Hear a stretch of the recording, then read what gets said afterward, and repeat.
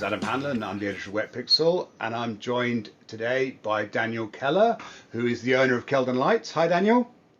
Hi, Adam. Good to see you. Yes, nice to meet you. How's the weather in Switzerland today? It wasn't too bad, but it got cold. No summer anymore. No, I think we're all heading for winter, aren't we? Daniel is an expert on colour underwater, and so what I thought I'd like to ask him to talk about today is the concept of CRI, which stands for Colour Rendering Index. And this is a very important concept that possibly is poorly understood by underwater image makers in general. So my question for Daniel is, why is CRI important for underwater filmmakers?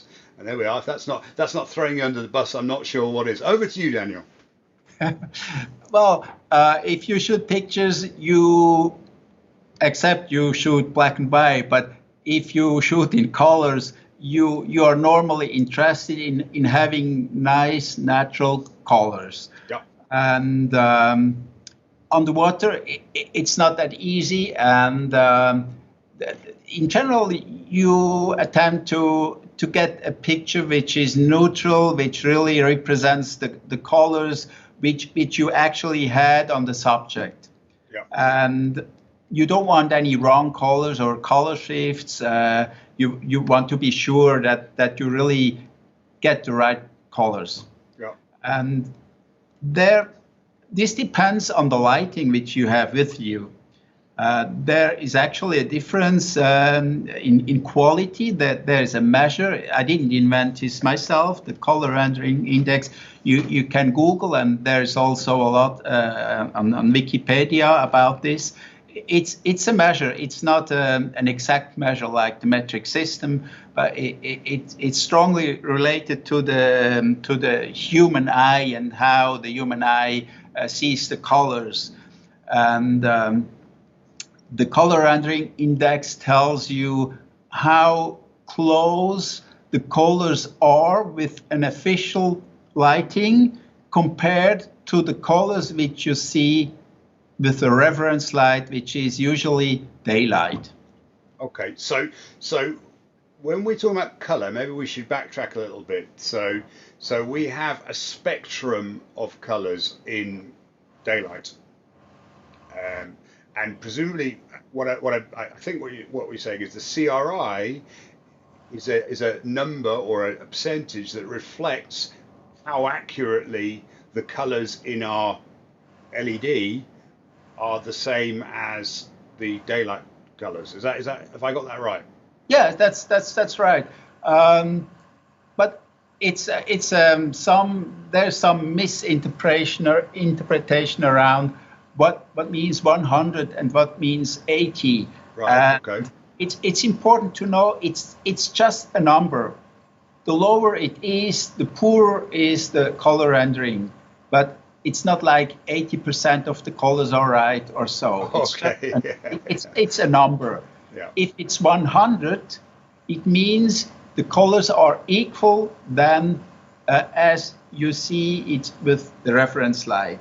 And the reference light, if it's the daylight has a very nice smooth spectrum, which means all colors are equally represented. There is no specific wavelength which has little energy. It's really very smooth. All the energy is with all colors, and this is Mother Nature did it well. So now we've got Mother Nature doing it well, but then how does a person designing a light or building a light or designing an LED, how do they get a CRI? How does that work? How do you then take Mother Nature's light and make it into an artificial light? You have to understand a little bit how white LEDs are built.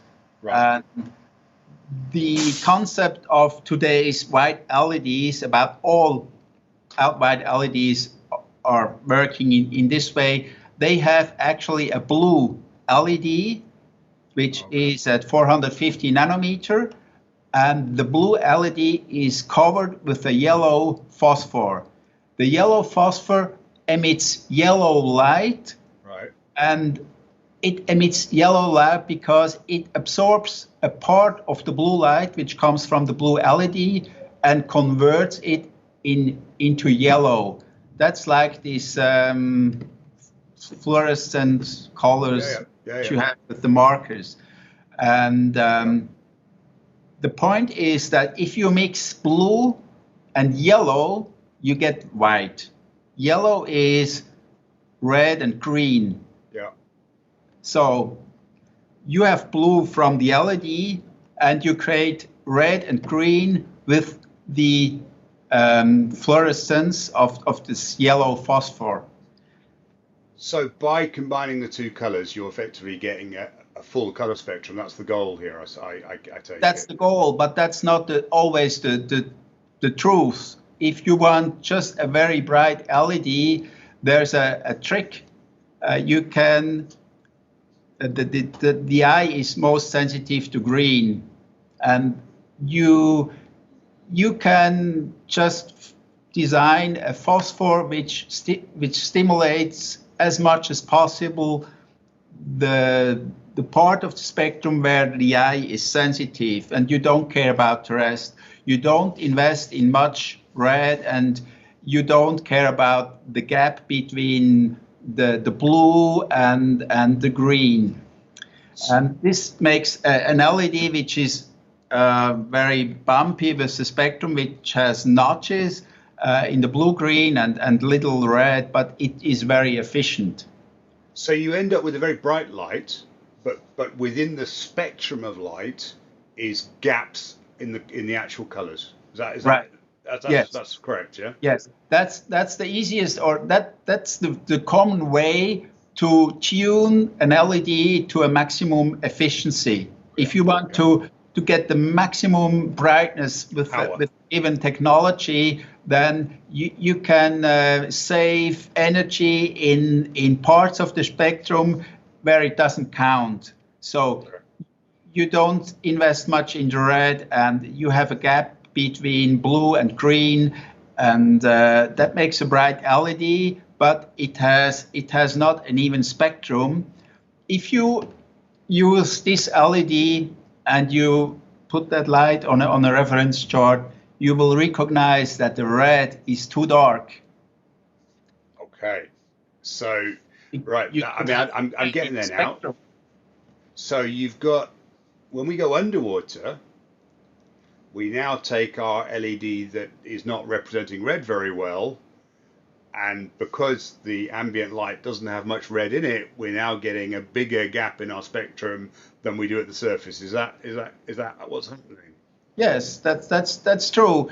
You have a good lighting. It's white. It appears white. It's all okay, but the red is poor. So if you have red colors on your subject, they will not look very nice. The red can be pale, dark, or brown. It's just not a pleasant red, and it's certainly not the red which it would be if you have a light source with a high color rendering. It may be worth mentioning here as well, and obviously there's two things about lighting that we should talk about. First of all, there's exposure, and by using a very bright light, you can achieve an exposure. So even in a dark scene, but then you also have color, and obviously color is separate. So what we're talking about here is we've got if a light doesn't have a good CRI, we can get a good exposure, but we'll get poor colors. Right. Okay. That's the point. And it's not obvious sometimes to recognize that the colors are not so good, because who knows the correct colors of something on the water? Who has ever seen the colors at daylight? You have daylight because you have a water column of 10 meters always above the object. So the only way to really have a fair and good comparison is to shoot the same with the lighting that has an excellent color rendering. Compare. Yeah, to compare. Okay. And presumably when we're talking about very high resolution imagery, so I'm talking about video imagery, so when we're talking about as we go from HD to 4K to 8K to wherever the next one is, presumably these will start to show flaws in lighting. I mean, as your resolution increases, your lighting becomes more critical, I suppose. Yeah. Not that much in terms of colors. I think the sensor size does not really affect much the color rendering in the camera or the color processing. It's more in an indirect way if the resolution is very high, maybe the noise floor of the camera is higher. Because pixels are much smaller, and large pixels are more sensitive. This is why full frame sensors are more sensitive. So if you shrink the sensor size, or if you shrink the pixel size, just because you want to have an 8K resolution on a video camera, then probably your noise floor is increasing, and this in general makes the resolution or the colors bad. If you really have to go to the highest ISO which the camera allows, then you normally get poor colors. But this is not really related to color rendering. So I'm getting sidetracked now, though, but it's a good sidetrack. So noise will affect the quality of color. Is that what you're saying? Yes. In general, it's you get color noise too. It's not just brightness noise. So if you've got a scene that's dark underwater, and you've got a camera that's capable of shooting, say, in 8K, you might actually be better off shooting that scene in 4K to reduce the noise. Can be. It depends how the camera is built. Of course, yeah. It can be that in low noise condition you are probably better served with the 4K camera than with an 8K camera, or maybe the 8K camera can do kind of combining the pixel to use 4 pixels and to make a 4K image out of it or so for noise reduction. Downsampling sort of thing. Yeah. Yes. Yeah, okay. But that's very interesting. You can shoot a picture with a very high ISO and a great picture, and you will see the pixel noise. It's just not brighter and darker. It's also a color deviation. The pixels get colors, which is wrong. It's the noise which does not just spread out in the brightness, but also gets noisy in the color. And this in general makes poor color if you shoot at dark condition, at low light condition.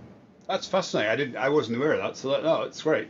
So sorry, returning to CRI for a minute, Daniel. So we've established that the higher the CRI, the better the CRI, the more accurate, the more faithful the reproduction of the colors. How does CRI get tested? Is there a method of testing? What's the standard? Yes, you can actually read in Wikipedia how it works. It's very technical. The idea is you have a light source which you want to test, and you have a reference source, and you want to compare how the color looks with the light source which you want to test, and you compare it with the colors which you get with your reference source. And then you look at the different colors, and you do a kind of rating. Each color has a weight. It can be that one color is really bad, but all colors are good. Then it's a fairly good rating. If all colors are so, it can be even worse than just you take into account all colors, you sum it up in one single number, which goes to the maximum of 100. And if it's low, like 70, it's poor color rendering. In the extreme, it can go to 0 or even negative. Wow. But this is an extreme case if you take like a red light source or so, which it's no more really meaningful. But it actually can be negative. But the range which we have with LED lights goes normally from from 60, 70 to 96, 97 or so. So when a video shooter is selecting a light source, what they need to take into account, I mean, I think most people are now very comfortable with the idea of lumen and how much output, but the other thing they need to consider is the quality of the output. So they want to be looking at the CRI values as well in order to get nice colors underwater. Yes. If you have a good LED, they are less efficient because they spend more energy in the red and in blue-green to fill the gap between the blue LED, which stimulates everything, and the yellow phosphor. This makes the LED less efficient, so it always comes on the expense of efficiency. Yeah. And you have color rendering like 85, 90, 95 today, and it means an LED which has a color rendering of 95 has quite a flat spectrum and has enhanced red. So if you look at the spectral power distribution, you see that the energy remains at the very high level down to red, and there is not much dip between the blue emitter and the green part. But this all comes with less efficiency. But for macro photography, I highly recommend to use a light which has a very high color rendering, like 90, 95 or so. Right. This guarantees that you don't have wrong colors. Yep. And obviously for wide angle, where you've got more ambient light probably anyway, or you've got more ambient light involved, then therefore you can get away possibly on with slightly less CRI, but you may need more power. That makes sense, yeah. That's the point, yes. Yeah. Unless you are not doing, if you focus on macro, the high CRI lighting is the choice. Makes a big difference, but yeah. For general purpose and for wide angle, you are better served with lower CRI but slightly higher output, because the absorption of the water column between your camera and the object and back destroys the high CRI anyway. Yeah, it absorbs a lot of red, so you don't need an excellent red if you are going to destroy this anyway. Yeah. That makes sense. Yeah, perfect. Thank you, Daniel. Quite a technical subject, but I think hopefully you've helped people understand it better, which is great. So again, obviously Daniel's website, which I think is www.keldan.com. Keldanlights.com. My apologies, keldanlights.com. You can see there, I mean, he actually offers a range of some lights with different CRI values, and hopefully now that's something that you can make more sense of what that means. Yes, I hope, yes. Good. Please, obviously, I'd like to thank Daniel for sponsoring this episode very much. Obviously, if you have got questions for Daniel or I, please feel free to add them to the comment section below. If you found this episode valuable, please give it a like. And I look forward to seeing you on Wetpixel Live again very soon.